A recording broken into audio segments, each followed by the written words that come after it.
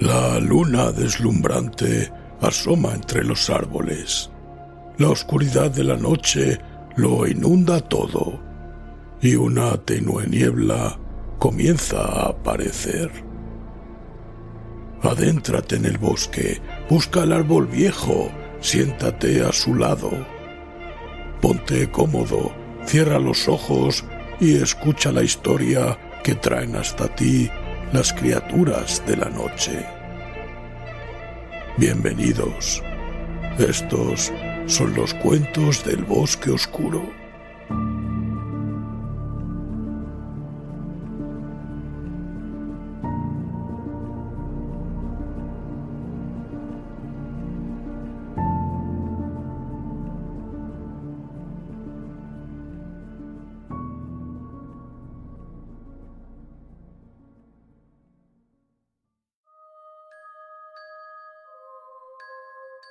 Si te gusta lo que hacemos, recuerda suscribirte. Es totalmente gratuito y estarás al tanto de la aparición de nuevos audios. Y recuerda darle a me gusta antes de que acabe el audio, que no se te olvide. Quién sabe qué horribles pesadillas nos aguardan después.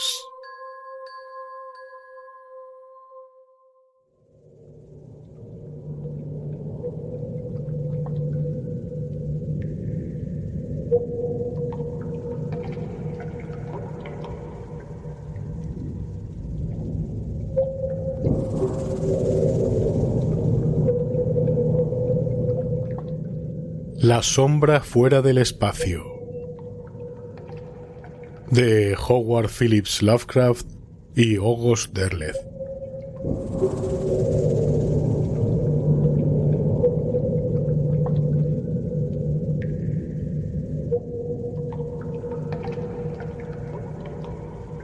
Si hay algo que nos salva en este mundo, es la incapacidad de la mente humana para correlacionar todos sus contenidos. Vivimos en una isla de ignorancia en medio de los mares negros del infinito y no estamos hechos para viajar lejos.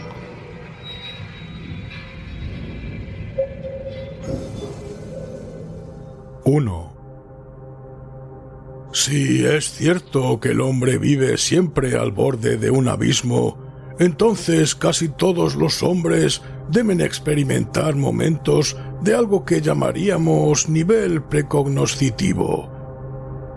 Cuando las vastas e imperceptibles profundidades que existen siempre bordeando el pequeño mundo del hombre se convierten por un momento en tangibles, cuando el terrible pozo de conocimiento sin frontera, que incluso las mentes más brillantes solo han vislumbrado, asume una apariencia borrosa capaz de llenar de terror al corazón más duro. ¿Conoce algún ser viviente los verdaderos orígenes de la humanidad o el lugar que al hombre le corresponde en el universo? ¿Sabe si el hombre está destinado al ignominioso final de un gusano? Hay terrores que caminan por los pasillos de los sueños cada noche, que embrujan el mundo de los sueños, terrores que pueden relacionarse con los aspectos más mundanos de la vida cotidiana. Cada vez estoy más convencido de la existencia de un mundo fuera de este en que estamos, lindante con él, pero quizá completamente alucinatorio. Sin embargo, no ha sido siempre así. No fue así hasta que conocí a Amos Piper. Mi nombre es Nathaniel Corey. He practicado el psicoanálisis durante más de 50 años.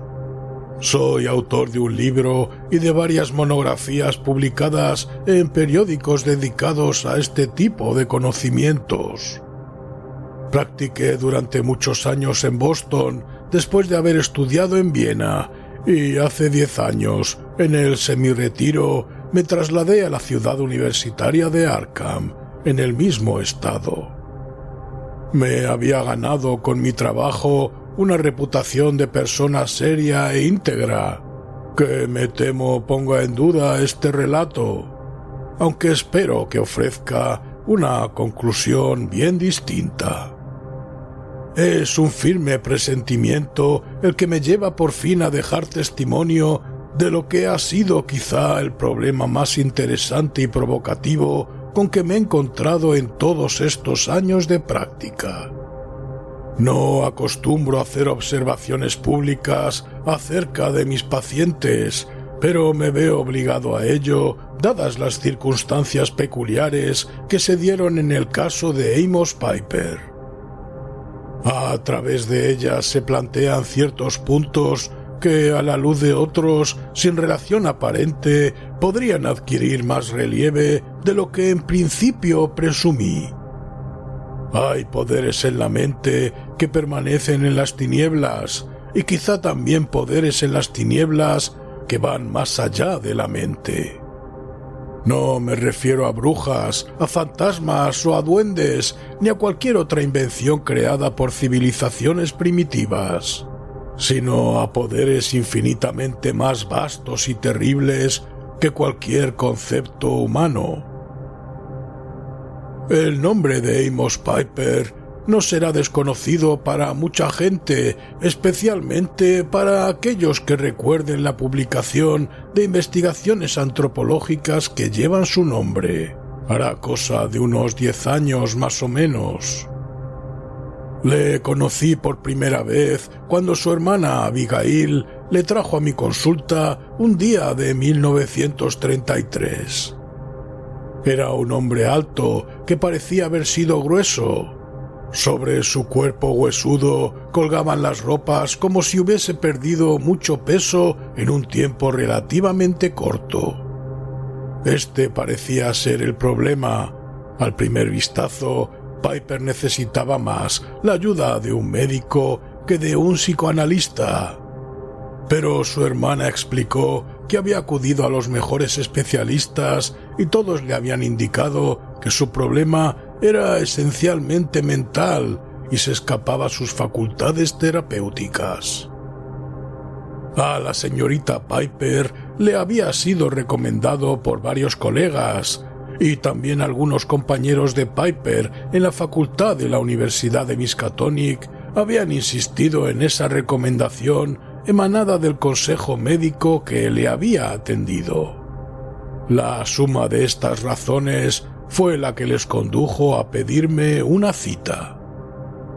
La señorita Piper me adelantó el problema de su hermano mientras él descansaba en una habitación contigua a la consulta. Expuso el fondo del problema con admirable concisión. Piper parecía ser víctima de terribles alucinaciones, visiones que se apoderaban de él cada vez que cerraba los ojos o bajaba los párpados, mientras estaba despierto, y en sueños mientras dormía. No dormía, sin embargo, desde hacía 3 semanas. En ese tiempo había perdido tanto peso que a ambos les alarmaba su estado. Como preámbulo, la señorita Piper señaló que su hermano había sufrido un colapso nervioso 3 años antes en un teatro. Este colapso había durado tanto que hasta este último mes Piper no había vuelto a ser la misma persona. Su más reciente obsesión, si de una obsesión se trataba, se había manifestado una semana después de volver a su estado normal.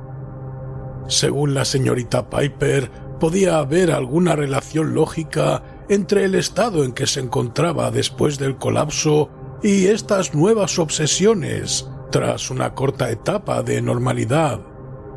Las drogas habían demostrado su eficacia para inducirle a dormir, pero aún así no habían eliminado los sueños, que al parecer eran de una naturaleza espantosa, tanto que el doctor Piper era reacio a hablar de ellos. La señorita Piper contestaba con franqueza a las preguntas que yo le hacía, pero revelaba falta de conocimiento acerca de la verdadera situación de su hermano. Me aseguró que en ningún momento había dado muestras de espíritu agresivo, pero que andaba distraído con frecuencia y establecía entre él y el mundo en que vivía una clara línea de separación, como si viviese encerrado en un caparazón que le aislase de ese mundo. La señorita Piper se marchó y yo me puse a examinar a mi paciente. Le vi sentado junto a mi escritorio con los ojos muy abiertos a costa de un gran esfuerzo, pues el globo del ojo estaba inyectado en sangre y el iris parecía estar nublado. Se le notaba agotado y empezó a excusarse enseguida por estar allí, explicando que su hermana había insistido y tomado la determinación sin permitirle otra opción que ceder. Lo había hecho para complacer a su hermana, ya que él era consciente de que su caso no tenía remedio. Le dije que la señorita Abigail había hablado a grandes rasgos de su problema e intenté calmarle los ánimos. Le hablé en un tono consolador y en términos generales. Piper escuchó con paciencia y respeto. Aparentemente cedía ante mi modo natural, reconfortante, con que pretendía siempre inspirar confianza. Y cuando por fin le pregunté por qué no cerraba los ojos, me contestó sin titubear y con sinceridad que tenía miedo a hacerlo. ¿Por qué? ¿Puede decir por qué? Recuerdo su respuesta. En cuanto cierro los ojos, aparecen en mi retina extrañas figuras geométricas y diseños, junto con tenues luces y formas de lo más siniestras, parecidas a unas enormes criaturas inimaginables por un hombre. Y lo más terrible de ellas es que son criaturas inteligentes e inconmensurablemente desconocidas. Le pedí que intentase describir a estos seres. Tropezaba con dificultades para hacerlo. Sus descripciones eran vagas, pero asombraba lo que sugerían. Ninguno de estos seres parecía estar claramente formado, excepto algunos conos rugosos que tanto podían ser de origen vegetal como animal. Hablaba con una convicción rotunda y me describía con esfuerzo aquellas sorprendentes criaturas con las que soñaba tan intensamente. Me chocó la intensidad de su imaginación. Quizá existía un nexo entre esas visiones y la larga enfermedad que había sufrido. Parecía poco dispuesto a hablar de esto, pero al cabo de un rato lo hizo, algo inseguro, en un lenguaje inconexo. Era a mí a quien correspondía unir las piezas de los acontecimientos que me relataba. La historia comenzó cuando tenía 49 años. Fue entonces cuando sobrevino su enfermedad. Estaba asistiendo a una representación de La Carta de Maugham cuando, a mitad del segundo acto, se desmayó. Le llevaron a la oficina del empresario y se esforzaron por reanimarle. Fue inútil y al fin le trasladaron a su casa en una ambulancia de la policía. De nuevo los médicos estuvieron un buen rato intentando reanimarle. Fracasaron en su intento y Piper fue hospitalizado. Estuvo en estado de coma durante 3 días, transcurridos los cuales recobró el conocimiento. Se observó de inmediato que ya no era el mismo.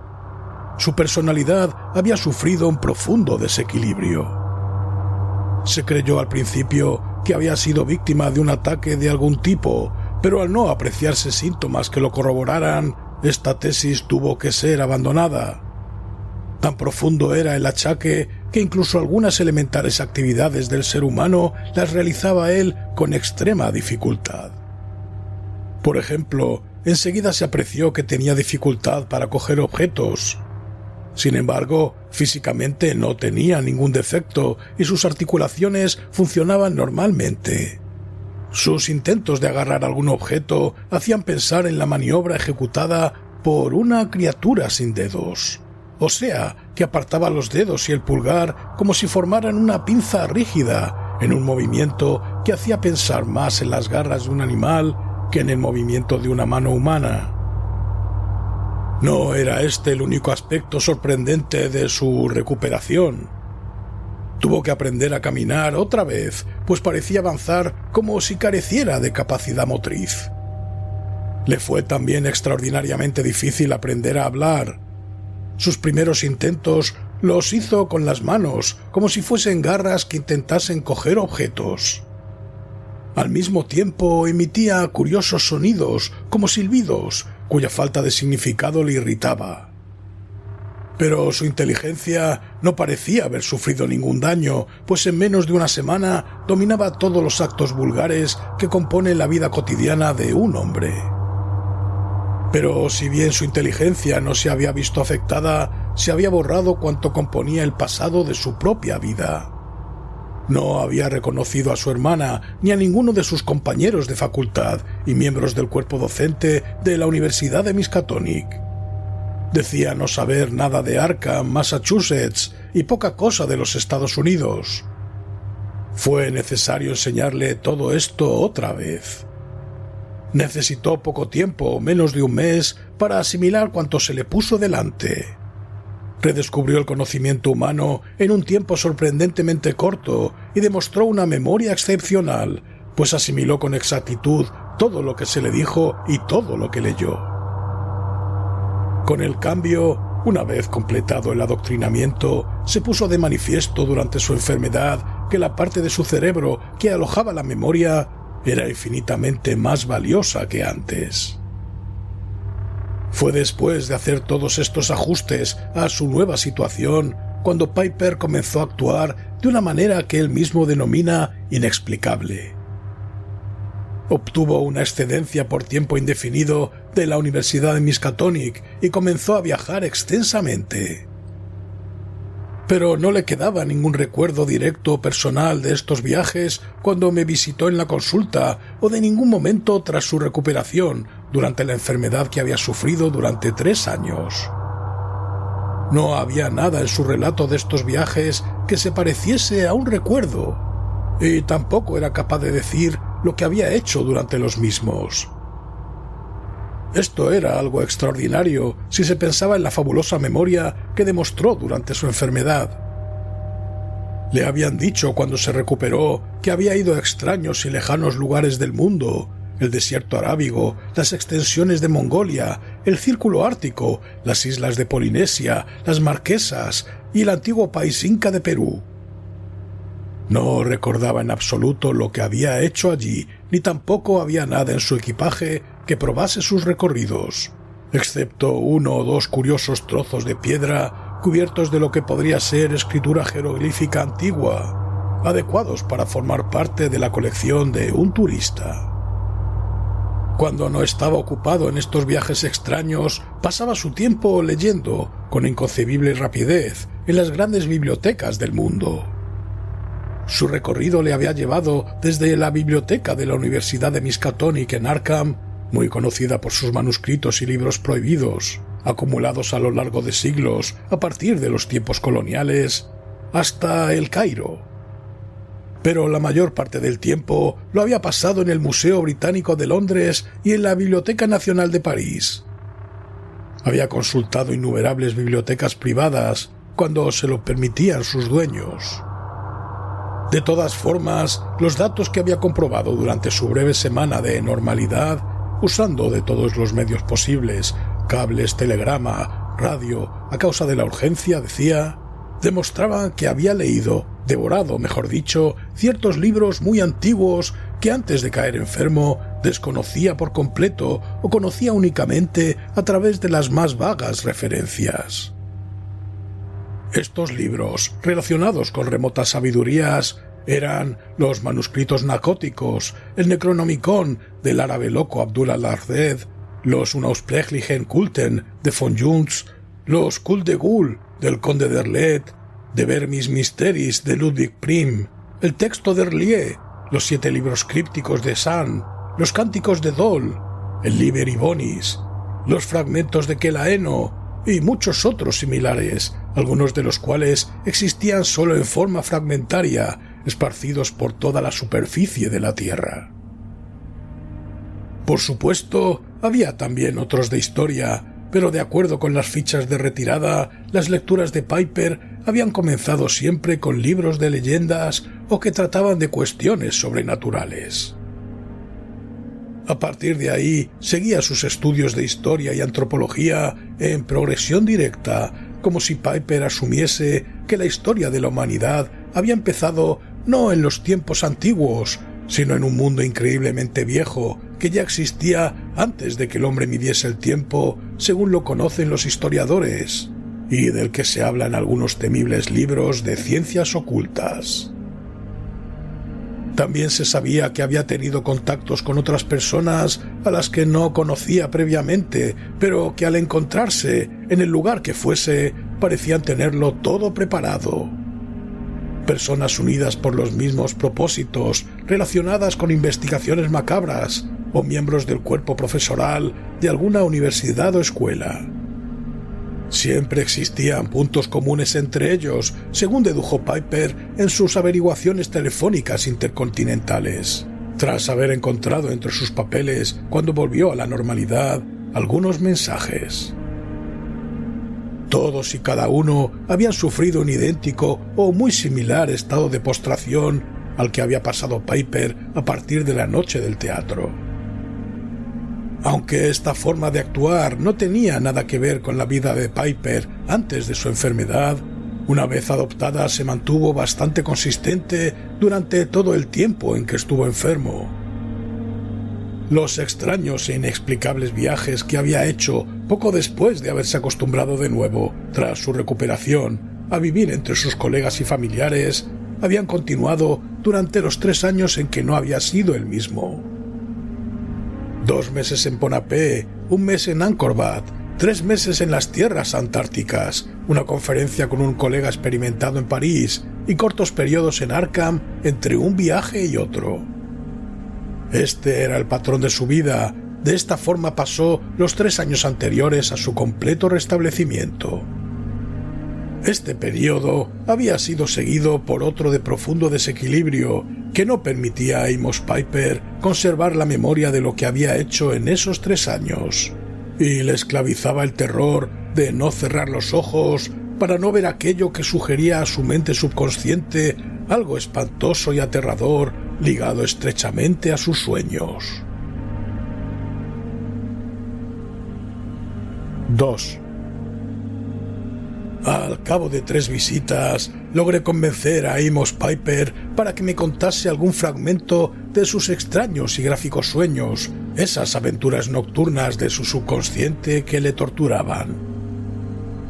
Se parecían mucho unos a otros en esencia. No existía una fase de transición entre el momento de estar despierto y el momento de estar dormido. Pero a la luz de la enfermedad de Piper, eran desafiadoramente significativos. El más común de ellos repetía un lugar. Esto, con algunas variaciones, ocurría repetidamente en la secuencia que Piper me expuso. Reproduzco aquí su propio relato del sueño que se repetía. Yo era un erudito que trabajaba en la biblioteca de un edificio colosal. La habitación en la que estaba sentado y en la que transcribía algo de un libro escrito en un idioma que no era el inglés, era tan grande que las mesas tenían la altura de una habitación normal. Las paredes no eran de madera, sino de basalto, y los estantes que cubrían las paredes eran de una clase de madera negra que no conocía. Los libros no estaban impresos, sino totalmente holografiados, algunos escritos en el mismo extraño idioma en que yo escribía. Pero había algunos idiomas que podía reconocer.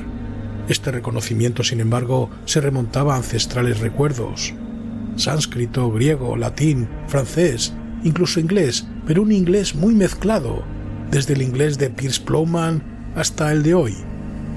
Las mesas aparecían iluminadas por grandes globos de cristal, unidos a extrañas máquinas hechas de tubos de vidrio y barras de metal, sin cables que las conectasen. Aparte de los libros en los estantes, el lugar daba la impresión de un austero vacío. En la piedra se veían extraños grabados, todos ellos dibujos matemáticos curvilíneos, junto con inscripciones en la misma escritura jeroglífica estampada en los libros. La mampostería era megalítica. En bloques convexos se encajaban las hiladas cóncavas que descansaban en ellos. Se elevaban de un suelo compuesto por grandes losas octogonales de un basalto similar al de las paredes. Nada había colgado en ellas y nada decoraba los suelos. Las estanterías iban desde el suelo hasta el techo y entre las paredes solamente había las mesas en las que trabajábamos de pie, pues no había nada ante nuestra vista que se pareciese a una silla, ni tampoco sentía necesidad de sentarme. Durante el día podía mirar fuera a un vasto bosque de árboles como helechos. Durante la noche podía mirar las estrellas, pero no reconocía ninguna. Ni una sola constelación de esos cielos se parecía siquiera remotamente a las estrellas familiares, a las acompañantes nocturnas de la Tierra. Esto me llenaba de terror, pues sabía que estaba en un lugar muy extraño, alejado de los lugares terrestres que había conocido y que ahora parecían como recuerdos de una existencia increíblemente lejana. Tenía conciencia de que formaba parte integral de aquel mundo y a la vez de que no tenía nada que ver con él. Era como si una parte de mí perteneciese a este medio y otra parte no. Estaba muy aturdido y en especial me confundía darme cuenta de que estaba escribiendo una historia de la Tierra de un tiempo que me parecía haber vivido, es decir, del siglo XX. Estaba transcribiéndolo en sus detalles más nimios, como si fuese para estudiarla, pero no sabía con qué propósito. Quizá para añadir una opresora acumulación de saber a todo el saber que se concentraba en los innumerables libros de la habitación en que estaba, y en las habitaciones que la rodeaban, ya que el edificio entero al que pertenecía esta habitación era un gran almacén del saber. Tampoco era el único. Por las conversaciones oídas en torno a mí, sabía que había otros más lejanos, y que en ellos había otros escribanos como nosotros, con tareas similares, y que el trabajo que realizábamos era vital para el retorno de la gran raza a la que pertenecíamos, a los lugares de los universos donde una vez, hacía mucho, estuvo nuestro hogar, hasta que la guerra con los primordiales nos obligó a huir. Trabajaba siempre con mucho miedo. Todo me inspiraba terror. Tenía miedo de mirarme a mí mismo. Tenía omnipresentemente un miedo terrorífico a un extraño descubrimiento intrínseco en la más fugaz ojeada a mi cuerpo, derivado de la convicción de que me había mirado con anterioridad y me había asustado profundamente al verme. Quizá tenía miedo a ser como los demás, puesto que mis compañeros que me rodeaban eran todos iguales. Aparentaban grandes conos de un material rugoso como la estructura de un vegetal. Medían más de 10 pies de alto. Su cabeza, así como sus manos en forma de garras, estaban unidas a unas anchas extremidades que salían del vértice del cono. Caminaban merced a la expansión y contracción de la capa viscosa que formaba su base, y aunque no hablaban un lenguaje reconocible, podía entender los sonidos que emitían, pues en mi sueño me había instruido en ese idioma desde el momento en que llegué a aquel lugar. No hablaban con algo parecido a una voz humana, ni yo tampoco, sino con una extraña combinación de silbidos y golpes y rasguños de las grandes garras con que finalizaban sus 4 extremidades enraizadas en lo que supuestamente podían ser sus cuellos, aunque esa parte de sus cuerpos no se veía. Parte de mi miedo sobrevino al entender ligeramente que era un prisionero dentro de un prisionero, que aun cuando estaba preso dentro de un cuerpo similar a los que me rodeaban, este cuerpo estaba a su vez preso dentro de la gran biblioteca. Buscaba en vano cosas que me fueran familiares. Nada de lo que allí había me recordaba la Tierra que había conocido desde la niñez, y todo indicaba que nos encontrábamos en un punto lejano del espacio. Comprendía que todos mis compañeros eran también cautivos de alguna forma, aunque algunos hacían el oficio de guardianes. Muy similares a los otros en forma, tenían un cierto aire de autoridad y caminaban entre nosotros muchas veces para ayudarnos. Estos guardianes no amenazaban, sino que se comportaban de un modo cortés y a la vez firme. Aunque nuestros guardianes no tenían por qué hablarnos, uno de ellos actuaba sin ningún género de restricciones. Era evidentemente el instructor.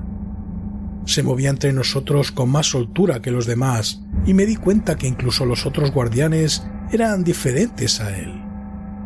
Esto no se debía exclusivamente al hecho de que fuera instructor, sino también a que les habían condenado a muerte. Porque la raza no estaba aún preparada para moverse y el cuerpo en que habitaba estaba destinado a morir antes de que tuviese lugar la migración.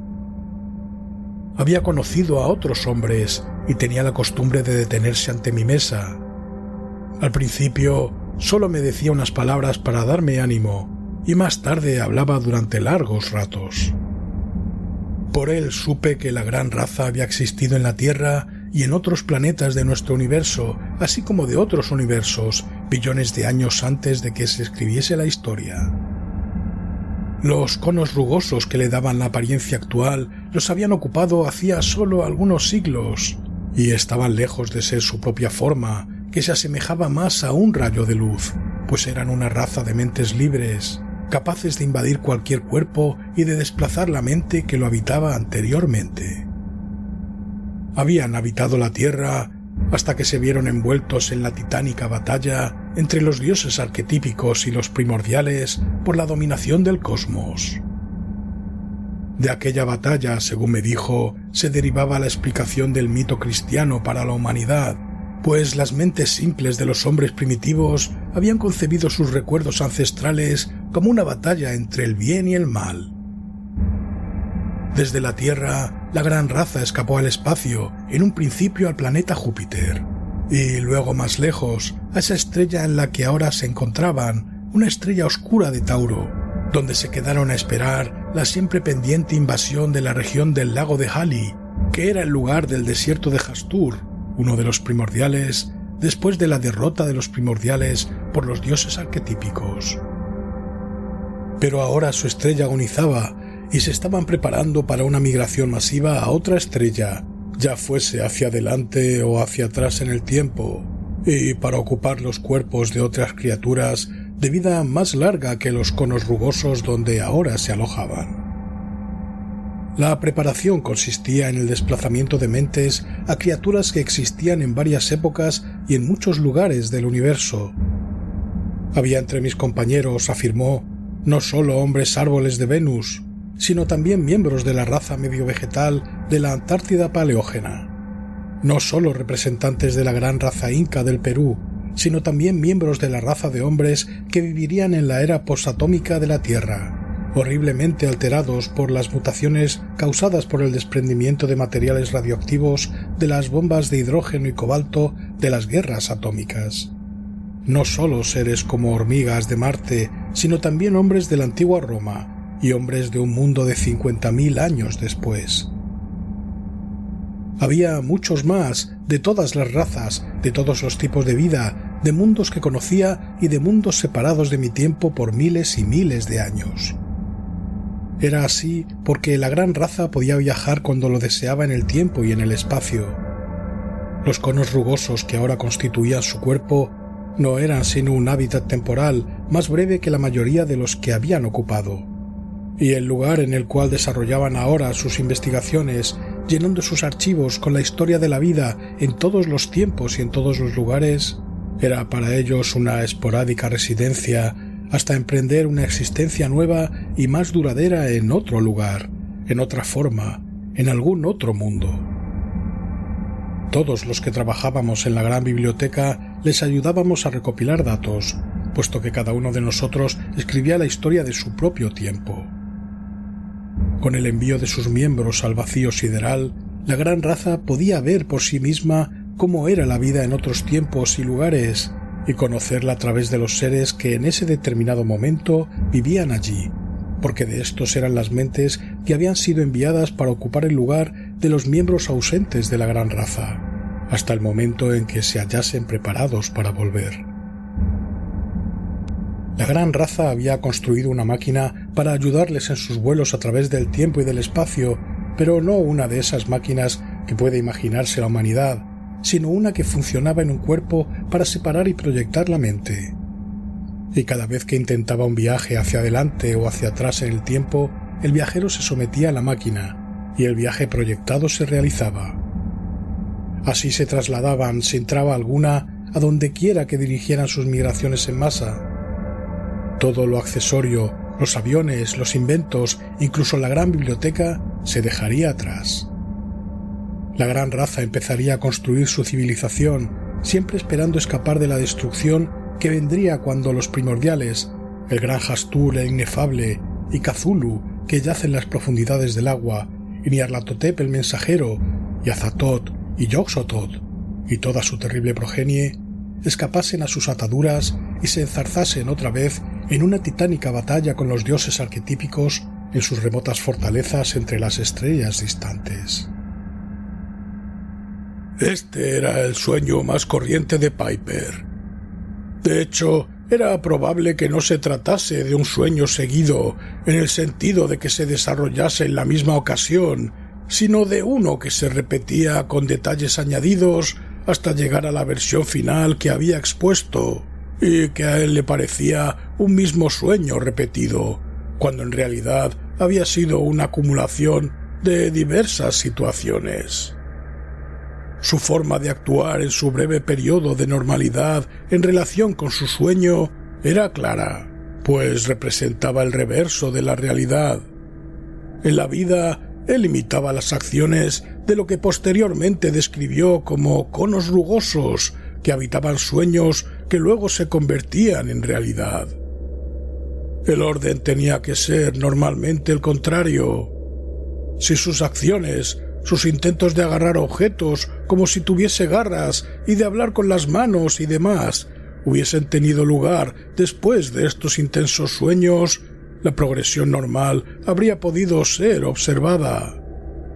Era muy significativo que no hubiese ocurrido de esta forma. Un segundo sueño parecía ser una simple continuación del primero. De nuevo, Piper se encontraba trabajando en la alta mesa de la gran biblioteca, sin poder sentarse, ya que no había sillas, y además la forma de cono rugoso no permitía estar sentado. De nuevo, el instructor que iba a morir se había parado a hablar con él, y Piper le había preguntado acerca de la vida de la gran raza. Le pregunté que cómo podía esperar la gran raza mantener sus planes en secreto si reemplazaba las mentes que se habían desplazado a otro lugar. Dijo que se conseguiría de dos formas. Primero, todo rastro de recuerdo de este sitio sería cuidadosamente borrado antes de que cualquiera de las mentes desplazadas regresase, bien fuese enviada hacia atrás o hacia adelante en el espacio y en el tiempo. Segundo, si quedase alguna señal, resultaría ser tan difusa e inconexa que carecería de sentido. Cualquier reconstrucción sería tan increíble para los demás que la considerarían un invento de la imaginación o incluso una enfermedad. Continuó diciéndome que a las mentes de la gran raza se les autorizaba para que eligiesen su hábitat. No se les enviaba fortuitamente a ocupar la primera vivienda con la que tropezaban, sino que tenían el poder de elegir entre las criaturas que divisaban aquella que deseaban ocupar. La mente desplazada era trasladada al lugar actual de residencia de la gran raza, mientras que el miembro de la raza se adaptaba a la vida de la civilización a la que había ido hasta encontrar los rastros de la vieja cultura que había culminado en el gran levantamiento entre los dioses arquetípicos y los primordiales. Incluso tras el regreso, cuando la gran raza había aprendido cuanto deseaba acerca de la forma de vida y los puntos de contacto con los primordiales, particularmente con sus servidores, que podrían oponerse a la gran raza, amante de la paz y de la soledad, y más allegada a los dioses arquetípicos que a los primordiales, en ocasiones se enviaban mentes para asegurarse de que las mentes desplazadas habían quedado limpias de todo recuerdo, o para emprender un nuevo desplazamiento, caso de que no hubiera sido así. Me llevó a las habitaciones subterráneas de la gran biblioteca. Había libros por todas partes, todos holografiados. Grupos de ellos estaban empaquetados en cámaras rectangulares alineadas, labradas en un desconocido metal brillante. Los archivos se ordenaban según las formas de vida, y tomé nota del hecho de que los conos rugosos de la estrella negra estaban considerados como superiores al hombre, puesto que el hombre no aparecía muy separado de los reptiles que inmediatamente le precedían en la Tierra. Cuando le interrogué acerca de esto, el instructor respondió que estaba en lo cierto. Explicó que el contacto con la Tierra solo se mantenía porque en su día había sido el centro de las batallas entre los dioses arquetípicos y los primordiales, y los servidores de estos últimos vivían allí, desconocidos para la mayoría de los hombres. Los profundos de las profundidades del océano, los batracios de Polinesia y área de Innsmouth en Massachusetts, el temible pueblo Chochó del Tíbet, los Shantaks de Kadath en el desierto de hielo, y muchos otros, y quién sabe si ahora resultaría necesario para la gran raza regresar otra vez al planeta verde que había sido su primer hogar. Me dijo que ayer mismo, un tiempo que parecía infinitamente largo, pues la duración de los días y las noches allí era equivalente a una semana en la Tierra, había regresado una de las mentes de Marte y comunicado que el planeta estaba tan cerca de la muerte o más que su propia estrella, y que se había perdido, por tanto, otra de las alternativas. De este subterráneo me llevó a la parte de arriba del edificio. Era una gran torre con una cúpula de una sustancia como de cristal, a través de la cual podía mirar el paisaje exterior.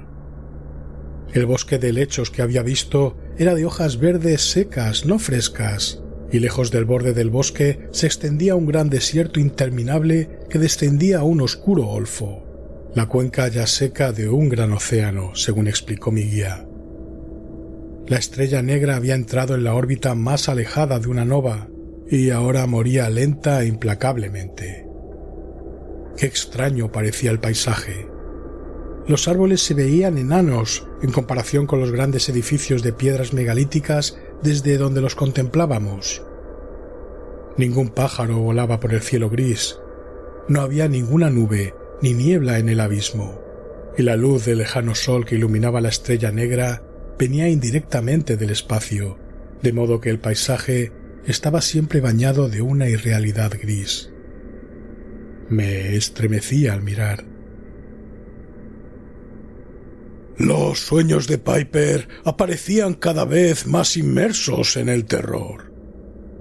Este miedo se materializaba en dos planos, uno que le ataba a la Tierra y otro a la estrella negra. Había pocas variaciones. Un segundo tema que se produjo 2 o 3 veces en una misma secuencia era que se le permitía acompañar al guardián instructor a un curioso cuarto circular que debía estar en la parte baja de la colosal torre.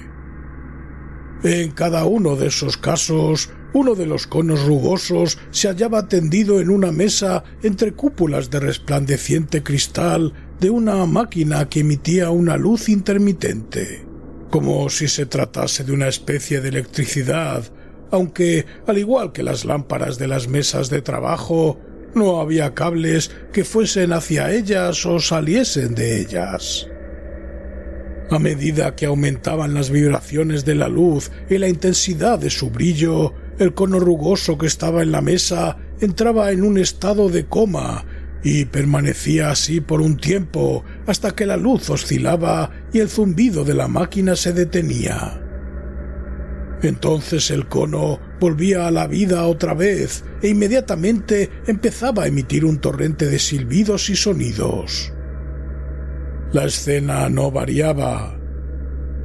Piper comprendía lo que decían y creía que lo que presenciaba cada vez era el regreso de una mente perteneciente a la gran raza y el envío de la mente desplazada que había ocupado el cono rugoso en su ausencia. La sustancia de la rápida charla del cono revivido era siempre muy similar. Venía a ser un resumen de la estancia de la gran mente lejos de la estrella negra. En una ocasión, la gran mente había venido de Inglaterra después de una estancia de 5 años como antropólogo inglés, y pretendía haber visto los lugares en que los sicarios de los primordiales aguardaban. Algunos habían sido parcialmente destruidos, como por ejemplo cierta isla no lejos de Ponape en el Pacífico, y el arrecife del diablo cerca de Innsmouth, y una montaña de cavernas y un lago cerca de Machu Picchu. Otros servidores estaban dispersos, sin ninguna organización, y los primordiales que permanecían en la Tierra estaban prisioneros bajo la estrella de 5 puntas, que era el sello de los dioses arquetípicos. De los lugares que se nombraron como lugares potenciales para un futuro de la gran raza, la Tierra era siempre el que figuraba en cabeza, a pesar de los peligros de una guerra atómica. Estaba claro, a medida que Piper progresaba en el relato de sus sueños y a pesar de su confusión, que la gran raza pretendía volar a otro planeta o estrella muy distante de la estrella moribunda que ahora ocupaba, y las extensas regiones del planeta verde donde vivían pocos hombres, lugares cubiertos de hielo, regiones arenosas en los países cálidos, se presentaban como un paraíso para la gran raza. Básicamente, los sueños de Piper eran todos muy similares. Existía siempre la enorme estructura de bloques megalíticos de basalto, siempre el interminable trabajo de esos seres extraños que no necesitaban dormir, invariablemente la sensación de estar preso, y en la vida real, concomitante, el miedo siempre presente del que Piper no podía liberarse. Llegué a la conclusión de que Piper, incapaz de relacionar los sueños con la realidad, era víctima de una profunda confusión. Uno de esos hombres desdichados que han perdido la capacidad de distinguir si el mundo real es el de los sueños o aquel en que habla y se mueve durante el día. Pero esta conclusión no me satisfacía del todo. Pronto supe que acertaba al poner en duda la veracidad de mi juicio. 3. Amos Piper fue mi paciente por un corto periodo de 3 semanas. Pude observar durante ese tiempo, para mi pesar y para descrédito del tratamiento aplicado, que su condición se deterioraba paulatinamente. Empezaron a producirse alucinaciones, o al menos lo parecían, particularmente según el proceso típico de las ilusiones paranoicas de ser perseguido y observado. Este proceso llegó a su punto álgido en una carta que Piper me escribió y me envió por un mensajero. Sin duda, la carta había sido escrita precipitadamente. Querido Dr. Corey, ¿cómo es posible que no le dé a más? Quiero decirle que ya no tengo duda alguna respecto a mi situación. Sé que alguien me ha estado vigilando durante algún tiempo, y no es un ser terrestre, sino una de las mentes de la gran raza. Ahora estoy convencido de que todas mis visiones y sueños se derivan de ese periodo de 3 años durante el cual estuve desplazado. O no era yo, según decía mi hermana. La gran raza existe aparte de mis sueños. Ha existido durante más tiempo que la medida humana del tiempo. No sé dónde está, en la estrella negra de Tauro o aún más lejos. Pero se preparan para trasladarse otra vez, y uno de ellos está muy cerca. No he estado ocioso entre visita y visita a su consulta. He tenido tiempo de hacer más investigaciones por mi cuenta. Muchos hilos atados a mis sueños me habían alarmado y me desconcertaban. ¿Qué ocurrió, por ejemplo, en Innsmouth en el año 1928 para que el gobierno federal hiciese explotar grandes cargas en el arrecife del Diablo, en la costa atlántica, cerca de esa ciudad? ¿Qué es lo que había en ese pueblo de la costa que dio lugar a la detención y consecuente desaparición de casi todos los ciudadanos? ¿Y qué lazo unía a los polinesios y a la gente de Innsmouth? Además, ¿qué fue lo que descubrió la expedición Miskatonic Antarctic de 1930-31 en las montañas de la locura, de tal naturaleza que se ha mantenido en secreto para todo el mundo excepto para los sabios de la universidad? ¿Cómo explicar la narración de Johansen sino como un relato corroborativo de la leyenda de la gran raza? ¿Y no ocurre lo mismo con las antiguas ciencias de las naciones incas y aztecas? Podría continuar así durante muchas páginas, pero no hay tiempo. He descubierto datos de esos inquietantes incidentes, muchos de ellos acallados para no perturbar a un mundo cargado de problemas. El hombre, después de todo, es solo una pequeña manifestación en la faz de un solo planeta en uno solo de los muchos universos que llenan el espacio. Solamente la gran raza conoce el secreto de la vida eterna, moviéndose en el tiempo y en el espacio, ocupando un lugar después de otro, convirtiéndose en animal, vegetal o insecto, según las circunstancias. Debo darme prisa. Tengo tan poco tiempo. Créame, mi querido doctor, sé lo que escribo. No me sorprendió mucho recibir esta carta, pues sabía por la señorita Abigail Piper que su hermano había sufrido una recaída, al parecer pocas horas después de escribir esta carta. Me apresuré a ir a casa de los Piper.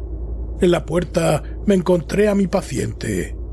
Estaba completamente cambiado.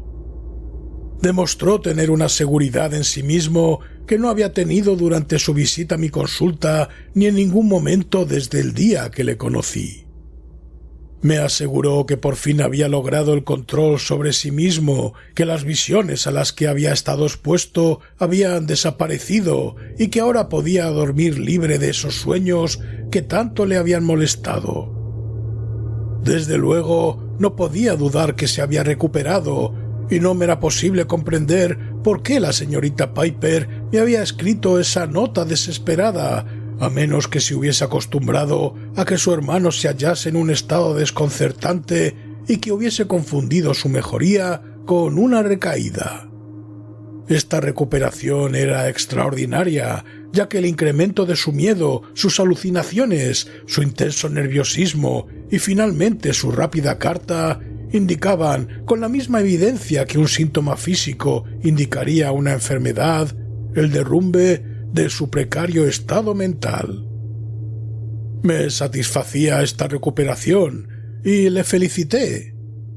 Aceptó mi felicitación con una sonrisa débil y luego se excusó diciendo que tenía mucho que hacer.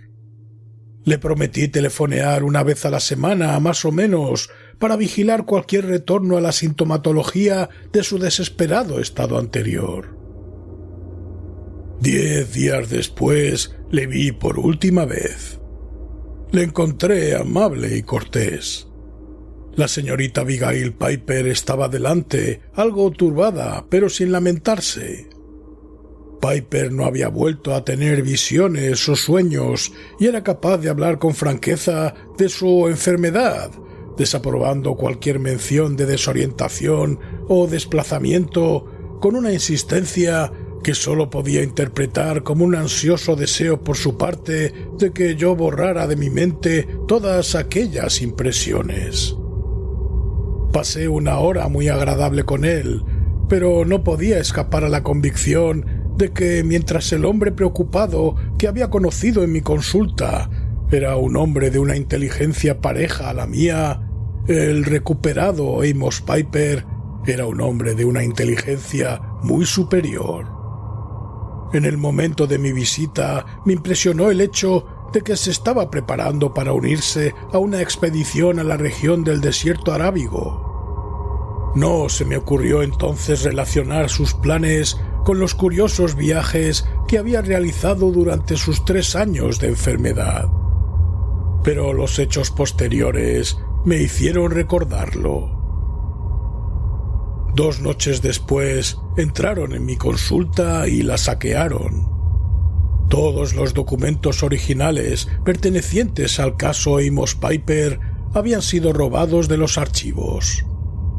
Afortunadamente, movido por una intuición que no podría explicar, había hecho copias de los más importantes relatos de sus sueños, así como de la carta que me escribió al final, que también había desaparecido. Los documentos no podían tener valor para alguien que no fuese Amos Piper, y Piper estaba ya supuestamente curado de su obsesión. Así que la única explicación de este extraño hurto era tan rara que me resistí a admitirla. Además, me enteré de que Piper salía para su viaje al día siguiente, lo que establecía la posibilidad de ser el instrumento, escribo instrumento deliberadamente, del robo. Ahora bien, un Piper curado no podía tener razón alguna para desear de forma tan manifiesta que los datos permaneciesen en su poder. Y en cambio, un Piper recaído tendría todos los motivos para desear que estos papeles fuesen destruidos. ¿Cabía suponer que Piper había sido desplazado nuevamente? En este caso, el hecho no habría sido tan obvio como la vez anterior, porque la mente que desplazaba la suya para cobijarse en su cuerpo lo conocía ya y no habría tenido necesidad de acostumbrarse otra vez a los hábitos y formas de comportamiento del hombre. Por increíble que pareciera esta hipótesis, trabajé en ella iniciando unas investigaciones por mi cuenta. Mi intención era, en principio, pasar una semana, posiblemente 2, buscando respuesta a alguna de las preguntas que Amos Piper me había hecho en su carta. Pero unas semanas no fueron suficientes. El trabajo se prolongó durante meses y a finales de año estaba más confundido que nunca. Además, me encontraba en el borde del mismo abismo en el que había caído Piper. Pues algo había pasado en Innsmouth en 1928, algo que había ocupado al gobierno federal y acerca de lo cual nada podía averiguarse, excepto los vagos y terroríficos indicios de una relación con los batracios de Ponape. Y había extraños y alarmantes descubrimientos en algunos de los templos de Angkor Wat, descubrimientos que estaban relacionados con la cultura de los polinesios, así como de algunas tribus indias del noroeste americano, y de otros descubrimientos hechos en las montañas de la locura por una expedición de la Universidad de Miskatonic. Había relatos de incidentes similares, todos ocultos en misterio y oscuridad. Y los libros prohibidos que Amos Piper había consultado estaban en la biblioteca de la Universidad de Miskatonic, y lo que en esas páginas leí resultaba horriblemente sugestivo a la luz de lo que había dicho Amos Piper y de todo lo que posteriormente comprobé. Lo que allí se exponía, aunque indirectamente, era que en algún lugar existió una raza de seres infinitamente superiores, llamémosle dioses, o la gran raza, o cualquier otro nombre, que trasladaban sus mentes libres a través del tiempo y del espacio. Y si esto era aceptado como una premisa, entonces podía ser también cierto que la mente de Amos Piper había sido de nuevo desplazada por una mente de la gran raza, enviada a investigar si todos los recuerdos de su estancia entre ellos habían sido borrados. Pero los hechos más inquietantes de todos son los que han ido saliendo a la luz gradualmente. Me tomé la molestia de indagar cuanto podía descubrir acerca de los miembros de la expedición al desierto arábigo a la que Amos Piper se había unido. Venían de todos los rincones del mundo y eran todos hombres de los que podía esperarse que tuvieran un interés especial en una expedición de esta naturaleza. Un antropólogo inglés, un paleontólogo francés, un sabio chino, un egiptólogo y muchos más. Y supe que cada uno de ellos, al igual que Amos Piper, había sufrido en algún momento durante la última década algún tipo de ataque descrito variadamente, pero que innegablemente consistía en un desplazamiento de la personalidad, lo mismo que Piper. En alguna parte de esas remotas tierras del desierto arábigo, la expedición entera desapareció de la faz de la tierra. Fue quizá inevitable que mis persistentes investigaciones provocasen interés en sectores ajenos a mí. Ayer un paciente vino a mi consulta. Había algo en sus ojos que me hizo pensar en Amos Piper la última vez que le vi. Una superioridad condescendiente, altiva, que me hizo encogerme de miedo, así como cierta torpeza en sus manos. Y ayer por la noche volví a verle pasando bajo la farola de la calle de mi casa. Otra vez esta mañana, como un hombre que estudia a otro y a sus hábitos, por alguna razón enrevesada para ser conocida por su víctima. Y ahora cruzando la calle.